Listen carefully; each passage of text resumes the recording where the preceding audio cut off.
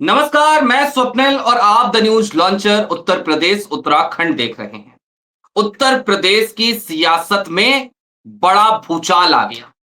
दिल्ली दरबार तक चिट्ठी लिख दी गई और अखिलेश यादव के सिपाही या सेनापति कह लीजिए, दोनों ने योगी जी को ऐसा फंसा दिया कि पूछिए मत। जाल बुना जा रहा था अखिलेश की बागी विधायक के जरिए अखिलेश को फंसाने के लिए, लेकिन उल्टा फंस गए योगी जी। और ये जो योगी जी फंसे हैं ना, ये दिल्ली दरबार को भी एक मौका मिल गया है। सबसे पहले जरा संतोष जी को जोड़िए। बहुत बहुत स्वागत है संतोष भाई। दो बड़ी खबरें आई हैं और सबसे पहले दर्शकों को वो दो खबरें दिखा देते हैं। दिखाइए एक एक करके, जरा खबरें दिखाइए दोनों।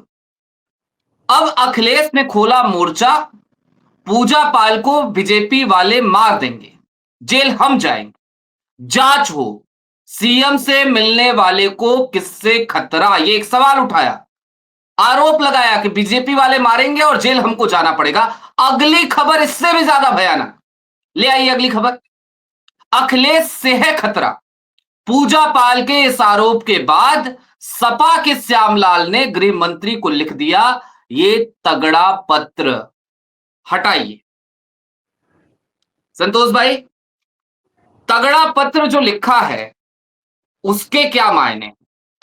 और ये पूजा पाल जिनको एक मोहरे के तौर पे इस्तेमाल करना चाह रहे थे योगी जी, ये तो मतलब निशाना कहीं और था और खुद को ही चोटिल कर बैठे।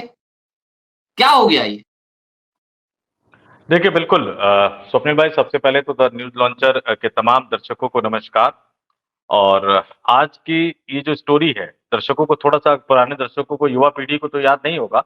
पुराने दर्शकों को याद आ रहा होगा कि बॉलीवुड में जो पुरानी फिल्में बनती थी ना, कि आपको किसी को हम्म। फंसाना है तो उसके किसी करीबी को अपने साथ लाइए, उस पर आरोप लगा दीजिए और फिर निपटा दीजिए तो वो जेल चला जाएगा। ये उसी तरह का कुछ फिल्मी जो प्लॉट है वो तैयार करने की कोशिश की जा रही है, लेकिन अखिलेश यादव ने इसकी एक तरह से हवा निकाल दी। अब पूजा पाल राजनीति में नहीं है, बहुत ज्यादा राजनीति की धुरंधर है नहीं कि कैसे राजनीतिक दांवपेच होते हैं। उनसे चिट्ठी लिखवा दिया गया कि अगर उनकी जान को कुछ होता है तो उनको किससे खतरा है? अखिलेश यादव से। और वाकई अखिलेश यादव ने जो आज सवाल उठाया, आप समझिए कि कोई भी मार देगा उस पे। हम अखिलेश यादव के आरोप पर तो आते हैं, कल को कुछ भी हो गया, कहा क्या जाएगा कि उन्होंने तो आरोप लगाया था अखिलेश यादव पे। हम्म। अब अखिलेश यादव ने उनकी एक पोल खोल दी है कि भाई मार बीजेपी वाले देंगे और फंसेंगे कौन? हम लोग फंसेंगे। बाकायदा उन्होंने जो प्रेस कॉन्फ्रेंस का जो हॉल था, उसमें एक पत्रकार को भी कह दिया कि इस हॉल में जो कुछ भी होगा उसकी जिम्मेदार आप होंगी। तो उन्होंने पूछा मैं कैसे जिम्मेदार हूँ? तो अखिलेश यादव ने कहा कि फिर पूजा पाल को अगर कुछ हो गया तो मैं कैसे जिम्मेदार हूँ? सरकार किसकी है? मुख्यमंत्री कौन है?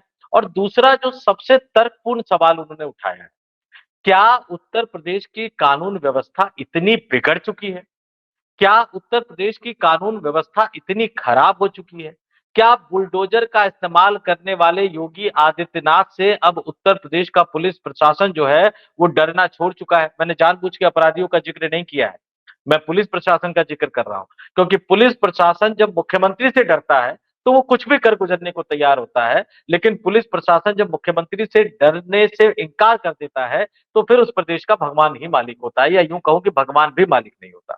तो क्या उत्तर प्रदेश की हालत इतनी खस्ता हो गई है कि एक विधायक जो मुख्यमंत्री से मुलाकात करती है, मुख्यमंत्री की तारीफ करती है, मुख्यमंत्री उनको मंत्री बनाने के लिए, मंत्रिमंडल के विस्तार के लिए दिल्ली दरबार से बकझक करने को भी तैयार हो जाते हैं, दिल्ली दरबार से तनाव मोल लेने को भी तैयार हो जाते हैं, और वो विधायक जिस पर मुख्यमंत्री का हाथ है वो कहे कि मेरी जान को खतरा है, ये अखिलेश यादव से, ये समाजवादी पार्टी से ज्यादा मजाक का विषय जो है वो योगी आदित्यनाथ के लिए है। और अखिलेश यादव जैसे आजकल नहले पे दहला मारते जा रहे हैं, तो उन्होंने पत्र लिख हम्म। दिया है। योगी आदित्यनाथ को पत्र नहीं लिखा है,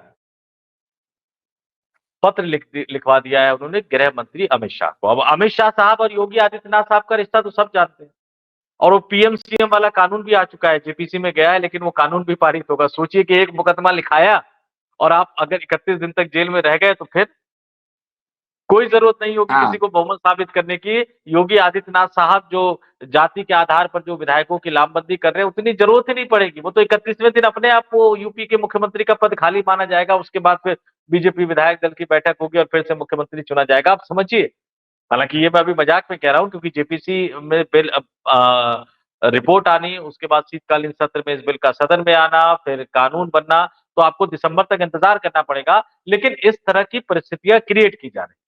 और अब ये पूरा जो मामला है, अखिलेश यादव ने जो नहले पर दहला मारा है, अमित शाह के पाले में गेंद चली गई है। और अमित शाह वर्सेस योगी आदित्यनाथ की जो लड़ाई है, वो आगे और ज्यादा बढ़ती हुई चली जाएगी। क्योंकि एक लोकसभा में लोकसभा में स्वप्निल भाई तीसरे नंबर का राजनीतिक दल है समाजवादी पार्टी। ठीक बात है। उस समाजवादी पार्टी ने देश के गृह मंत्री अमित शाह को पत्र लिखा कि उत्तर प्रदेश की एक माननीय विधायिका की जान को खतरा है, आप जरा देखिए कि इनकी जान को किससे खतरा है। अब अमित शाह साहब ने देख लिया, अगर सीबीआई को लगा दिया, अगर किसी केंद्रीय एजेंसी को लगा दिया, तो फिर आप तय मानकर चलिए कि अखिलेश यादव ने जो चुटकी ली, अखिलेश यादव ने जो मतभेदों को बढ़ावा दे दिया, अखिलेश यादव ने जो योगी को घेरने के लिए, योगी लखनऊ में उनको घेरने के लिए प्लान बना रहे थे, अखिलेश यादव ने दिल्ली तक योगी आदित्यनाथ को घेरने का प्लान बना लिया। फिर आप तय मानकर चलिए कि अखिलेश यादव के इस मास्टर स्ट्रोक ने लखनऊ से लेकर दिल्ली तक एक बड़ी हलचल मचा दी है। जिसने भी ये प्लॉट तैयार किया होगा, वो जरूर पुरानी हिंदी फिल्मों का शौकीन होगा। उसने इस तरह का प्लॉट तैयार किया, लेकिन उसने फंसा दिया अपने ही नेता को। लेकिन लेकिन संतोष जी, हम ये भी समझना चाह रहे हैं जरा आपसे, योगी जी वैसे भी दिल्ली दरबार के आगे आजकल मिन्नतें करते हैं तो उनकी सुनवाई होती नहीं है। और अखिलेश यादव ने जो चिट्ठी लिखवाई है, कितनी उम्मीद है कि इस चिट्ठी पे जरूर सुनवाई हो जाएगी, क्योंकि योगी जी की सुनवाई होनी बंद हो गई है, तो अखिलेश की सुनवाई जरूर होगी, कितनी उम्मीद है? इसको ऐसे देख लीजिए कि योगी जी जाते हैं, कहते हैं कि मेरे डीजीपी को एक्सटेंशन दे दो, मना कर दिया जाता है। हाँ। योगी जी जाते हैं कि मेरे मुख्य सचिव को एक्सटेंशन दे दो, मेरे लाडले अधिकारी है, मना कर दिया जाता है।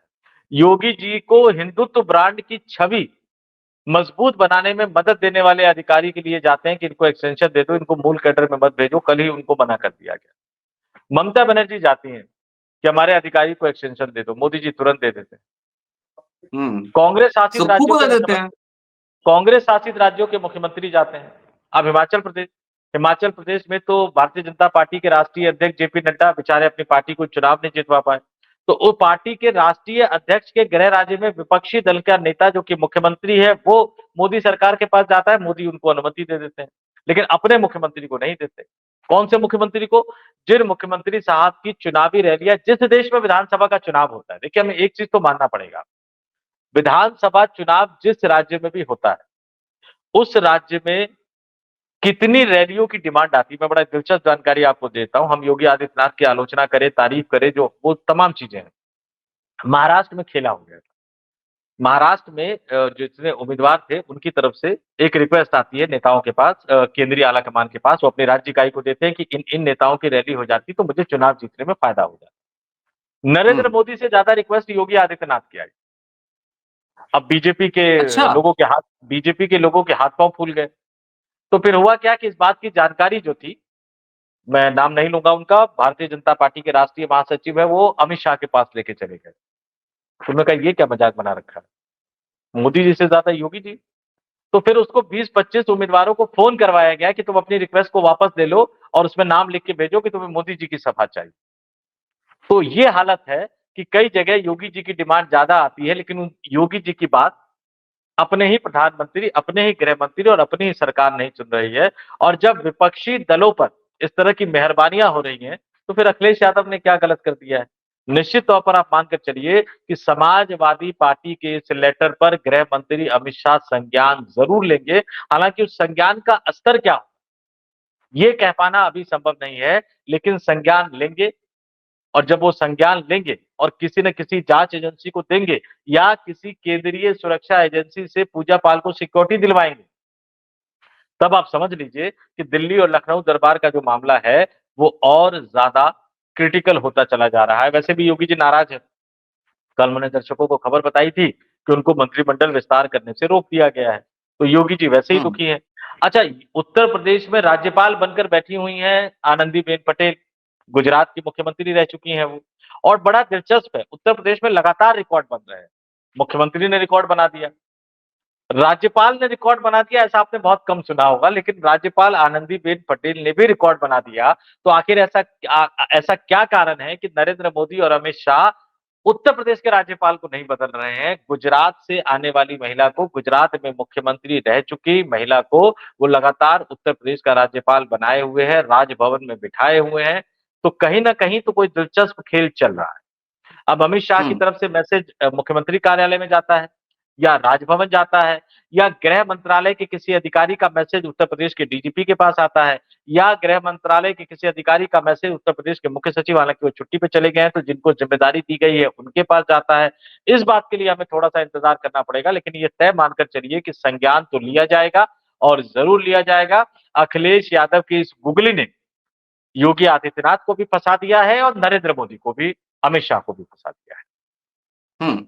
अच्छा, एक मजे की चीज है इसमें, इस पूरे प्रकरण में संतोष भाई, पूजा पाल अचानक से योगी जी का प्लेयर तो बनी नहीं है। भाई बागी तो थी, लेकिन जब बागी हुई थी तो ये उम्मीद नहीं थी कि योगी जी का प्लेयर बन जाएंगी। भाई और भी बहुत लोग बागी हुए, तो जो लोग बागी हुए वो लोग दिल्ली दरबार की तरफ मूव करने लगे, उनकी नजदीकी उधर की तरफ दिखी, इनकी नजदीकी योगी जी की तरफ दिखी। तो क्या पूजा पाल इस बात को समझ नहीं पाई कि भाई दिल्ली दरबार और लखनऊ दरबार में जो दूरी चल रही है, ऐसे में योगी जी खुद ही ऐलान कर चुके हैं कि भाई हम तो अब रिटायरमेंट चाहते हैं, हम तो चाहते हैं गोरखपुर की तरफ जाना। तो पूजा पाल से गलती कहां हो गई? भरोसा कर लिया उन्होंने। अच्छा। उन्होंने भरोसा कर लिया। और अखिलेश यादव ने जो टिप्पणी की थी कि मुख्यमंत्री जी की तारीफ करने से पहले कम से कम अपना टिकट तो सुनिश्चित करवा लेते, हम्म। तो गलती हो गई। अब योगी आदित्यनाथ और जो मुख्यमंत्री अपना अधिकारी नहीं बना पा रहे हैं, जो मुख्यमंत्री अपने चहेते अधिकारियों को एक्सटेंशन नहीं दिलवा पा रहे हैं, जो मुख्यमंत्री मंत्रिमंडल का विस्तार नहीं कर पा रहे हैं, जबकि वो मुख्यमंत्री का विशेषाधिकार होता है, तो फिर आप उस मुख्यमंत्री की हालत को देख लीजिए। और एक चीज और मैंने अभी भेजा भी है, हम देखते हैं कि उसको हम अभी स्क्रीन पर दिखा पाते हैं कि नहीं दिखा पाते हैं। वो लेटर हमारे पास आ गया है, लेकिन मैं थोड़ा सा इसका कंटेंट आपको पढ़ के सुना देना चाहूंगा। जो लेटर लिखा गया है समाजवादी पार्टी के नेता की तरफ से, और इस लेटर का आप कंटेंट देखिए। ये जो लेटर लिखा गया है, ये लेटर श्यामलाल पाल, जैसा कि आपने जानकारी दी है, उन्होंने लिखा है। गृह मंत्री भारत सरकार को लिखा है उन्होंने, यानी अमित शाह को लिखा है। आज की तारीख का ये पत्र है, 24 अगस्त का ये पत्र है। और देखिए क्या लिखा है।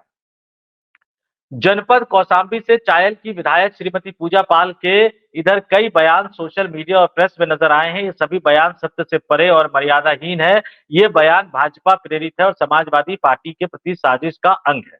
आगे उन्होंने बताया कि किसने विधायक बनाया, कैसे विधायक बनाया, किस तरह से उनको निकाला गया, ये तमाम जानकारी उन्होंने दी है। लेकिन सबसे लास्ट में जब आते हैं कि श्रीमती पूजा पाल को स्पष्ट करना चाहिए कि उनके जीवन को खतरा किससे है, जबकि जीवन की सुरक्षा की जिम्मेदारी सरकार की होती है। ऐसी दशा में श्रीमती पूजा पाल के निराधार और अमर्यादित आरोप की जांच आवश्यक है। समाजवादी पार्टी की मांग है कि इस आरोप की जांच कराकर सच्चाई सामने लाई जानी चाहिए। जीवन की सुरक्षा की जिम्मेदारी किसकी होती है? सरकार की होती है। यूपी में किसकी हम्म। सरकार है? बीजेपी की योगी सरकार है, जी। योगी आदित्यनाथ मुख्यमंत्री है। केंद्र में किसकी सरकार है? बीजेपी की सरकार है, और नरेंद्र मोदी साहब देश के प्रधानमंत्री है। तो इस लेटर ने सीधे तौर पर आप मानकर चल लीजिए कि फंसा दिया है भारतीय जनता पार्टी को बुरी तरह से। और इस गुगली के बाद अब होगा क्या? जैसे कि हमने बताया कि जब एक्शन लिया जाएगा तो एक्शन होगा क्या, किस स्तर पर होगा? अधिकारी के स्तर पर होगा, मंत्री के स्तर पर होगा, सिर्फ सुरक्षा बढ़ाई जाएगी, या जांच की बात कही जाएगी, या बैकडोर से योगी आदित्यनाथ के पास संदेशा भिजवा दिया जाएगा कि जरा थम के ठहर के चलिए महाराज जी। आप जो चाहते हैं ना कि विधायकों की लामबंदी कर दी जाए, आप चाहते हैं कि समाजवादी पार्टी से विधायकों लाके अपनी तारीफ करवाए तो आप बड़े नेता बन जाएंगे, आप मुख्यमंत्री बने रहेंगे, तो थोड़ा सा थम जाइए, थोड़ा सा ठहर जाइए, और इस तरह के बयानों में भारतीय जनता पार्टी को मत उलझाइए। हम वैसे ही मोहन भागवत में उलझे हुए हैं, हम वैसे ही आरएसएस में उलझे हुए हैं, हमें उपराष्ट्रपति का चुनाव जिताना है, राहुल गांधी सड़क पर उतर गए हैं, उनसे लड़ना है। ये तमाम नेता दिल्ली की सड़कों पर उतर गए थे, उसके असर को कम करना है। शीतकालीन सत्र में फिर वही बवाल शुरू हो जाएगा एसआईआर वाला, हमें उसको देखना होगा। और बिहार में गलती से हम हार गए अक्टूबर नवंबर के विधानसभा चुनाव में, तो फिर दिसंबर में तो विपक्षी राजनीतिक दल इस देश की संसद में, लोकसभा और राज्यसभा में क्या करेंगे सरकार के साथ।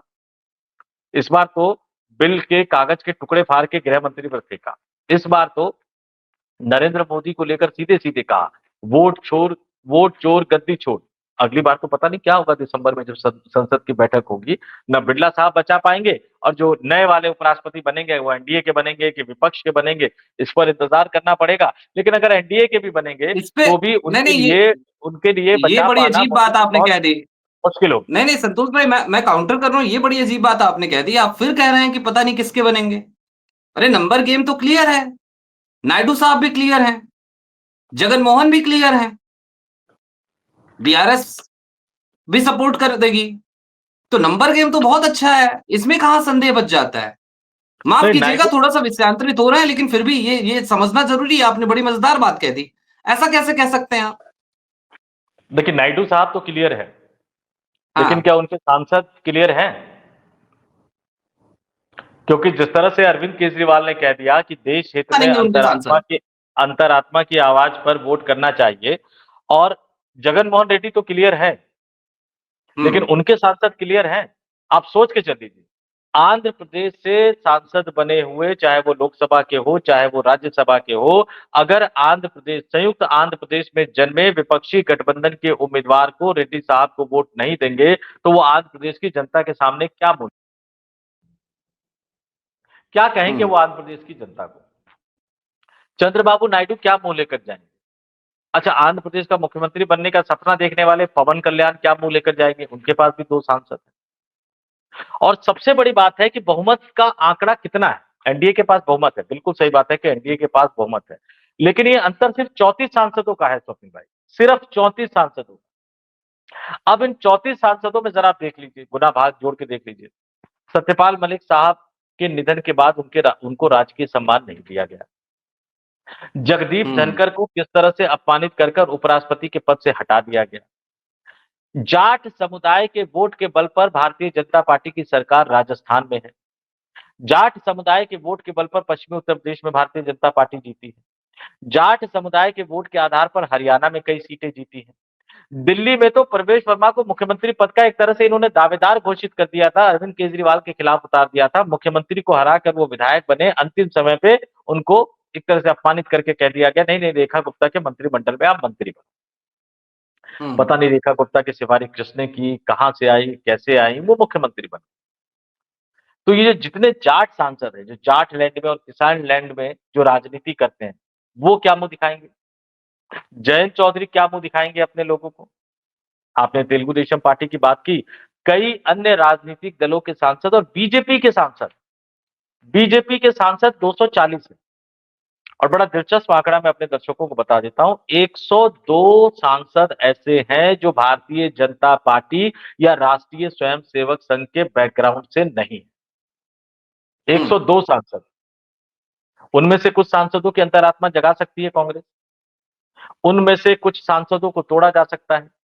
और इस देश ने पहले भी देखा है, कांग्रेस पार्टी द्वारा घोषित किए गए राष्ट्रपति पद के उम्मीदवार को जब इंदिरा गांधी ने सांसदों से अपील की, विधायकों से अपील की कि वो अंतरात्मा की आवाज पर वोट करे, तो कांग्रेस पार्टी द्वारा घोषित उम्मीदवार राष्ट्रपति का चुनाव हार गए थे, और इंदिरा गांधी द्वारा समर्थित निर्दलीय उम्मीदवार राष्ट्रपति का चुनाव जीत गए थे। तो इस देश की राजनीति में इससे पहले भी इस तरह के प्रकरण आए। ये अचानक नहीं हुआ कि मोदी साहब को महाराष्ट्र की अस्मिता की याद आ गई। अब सोचिए कि उन्होंने उम्मीदवार बनाया, और उम्मीदवार बनाया सीपी राधाकृष्णन को, तो पहले दिन हमें क्या बताया गया? आरएसएस के बैकग्राउंड, ये सब तो बाद में बताया गया, पहले बताया गया कि दक्षिण भारत का ट्रम्प कार्ड खेल दिया है। हम्म। क्योंकि तमिलनाडु इंडिया से आने वाले। क्योंकि इंडिया गठबंधन में ज्यादातर जो सबसे बड़ा घटक दल है तमिलनाडु से डीएमके, तो हम्म। उन्होंने कहा कि तमिलियन कार्ड खेल दिया है, अब तमिलनाडु के राजनीतिक दलों को सपोर्ट करना पड़ेगा। फिर कहा गया कि दक्षिण भारत कार्ड खेल दिया गया, लेकिन मामला जब फंसा तो फिर दिल्ली दरबार को याद आ गया कि नहीं नहीं, कुछ और कार्ड भी खेल सकते हैं, तो महाराष्ट्र अस्मिता का कार्ड खेल दिया गया। चौंकिएगा मत, ये महाराष्ट्र अस्मिता का कार्ड खेल दिया गया। और क्या किया गया? देवेंद्र फडणवीस को जिम्मेदारी दी गई। देवेंद्र फडणवीस साहब ने शरद पवार को फोन किया, उद्धव ठाकरे को फोन किया। उन्होंने कहा कि मुंबई के वोटर है, महाराष्ट्र के वोटर है, महाराष्ट्र का वोटर उपराष्ट्रपति का चुनाव लड़ रहा है, तो महाराष्ट्र के सभी राजनीतिक दलों को साथ देना चाहिए। महाराष्ट्र की अस्मिता का सवाल है। अब बड़ा दिलचस्प आपको बता देता हूं कि जिस महाराष्ट्र की अस्मिता की बात वो कर रहे हैं, जो राज्यपाल होते हैं, जैसे राष्ट्रपति देश के प्रथम नागरिक होते हैं, वैसे ही राज्यपाल राज्य के प्रथम नागरिक होते हैं। तो सीपी राधाकृष्णन साहब चूंकि महाराष्ट्र के राज्यपाल है, तो वो मुंबई के वोटर है, इस नाते वो मुंबई के वोटर है। अब आपने उसमें महाराष्ट्र की अस्मिता वाला दाव खेलने की कोशिश की, शरद पवार ने उस दाव की हवा निकाल दी। तो इस तरह के दाव इसलिए खेले जा रहे हैं क्योंकि भारतीय जनता पार्टी को ये यकीन नहीं है कि जिन 34 सांसदों का बहुमत उनके साथ है, क्या वो 34 सांसद उनके साथ रहेंगे। और मैं क्यों कह रहा हूं, जरा और बता देता हूं थोड़ा सा।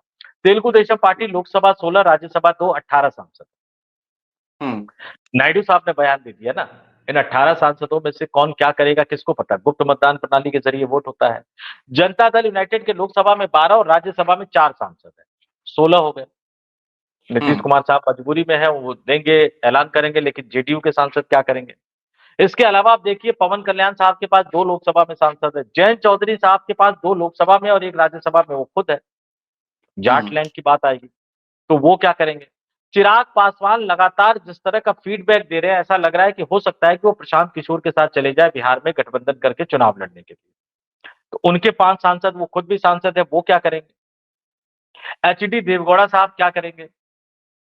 उनके बेटे जो कि केंद्र सरकार में मंत्री हैं, एचडी कुमार स्वामी, वो क्या करेंगे। ये तमाम चीजें एक तरह से इस तरह से गुत्थम गुत्था है और भारतीय जनता पार्टी की बेचैनी ये बताती है कि उनको यकीन नहीं हो पा रहा, उनको भरोसा नहीं हो पा रहा है अपने ही सांसदों पर, अपने ही गठबंधन के सांसदों पर। और इसलिए बेचारे जद्दोजहद में लगे हुए हैं कि कहीं ना कहीं से किसी को तोड़ लिया जाए, चाहे दक्षिण भारत की अस्मिता की बात करनी पड़े, चाहे महाराष्ट्र की अस्मिता की बात करनी पड़े, चाहे तमिलनाडु की अस्मिता की बात करनी पड़े। गजब यह है कि उन्होंने ये नहीं कहा कि किन किन और राज्यों में राज्यपाल रहे हैं वो वहां भी चले जाए, कि झारखंड की अस्मिता की बात करते रहे। राजभवन राज्यपाल रहते हुए राजभवन से हेमंत सोरेन को गिरफ्तार करवाया था उन्होंने। तो ये तमाम अस्मिता की बात भी आने वाले दिनों में भारतीय जनता पार्टी करेगी, जैसे जैसे 9 सितंबर का दिन नजदीक आएगा, जैसे जैसे भारतीय जनता पार्टी थकती हुई नजर आएगी। ठीक बात है।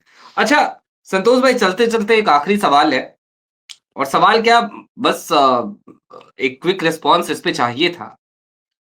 अखिलेश यादव ने चलिए एक तरफ ये चिट्ठी लिख दी है, योगी आदित्यनाथ क्या अभी भी ओन करने की स्थिति में है पूजा पाल को? अभी भी लड़ेंगे पूजा पाल के लिए? क्योंकि अब तो मामला दिल्ली दरबार के पाले में गया है। अगर नहीं लड़ेंगे पूजा पाल के लिए, तो जो 10, 12, 20 विधायक उनके साथ खड़े नजर आ रहे हैं ना, वो भी साथ छोड़ के चले जाएंगे, फिर योगी जी अकेले ही रह जाएंगे। फिर योगी जी अकेले ही रह जाएंगे। बहुत बड़ी बात कह दी संतोष जी ने, जाते जाते योगी जी अकेले ही रह जाएंगे। और ये जो सियासत की बिसात होती है, ये बड़ी क्रूर होती है। मैं हमेशा कहता हूं कि बड़ी राजनीति जो है ना, वो बड़ी क्रूर है। तो ये उसी क्रूर राजनीति का खेल चल रहा है, जिसमें योगी आदित्यनाथ आज की तारीख में एक पिटे हुए मोहरे के तौर पे नजर आते हैं। आपकी क्या राय है, कमेंट बॉक्स में जरूर बताइएगा। अभी के लिए हमें और संतोष जी को दीजिए इजाजत। जुड़े रहिए द न्यूज लॉन्चर से। शुक्रिया संतोष भाई।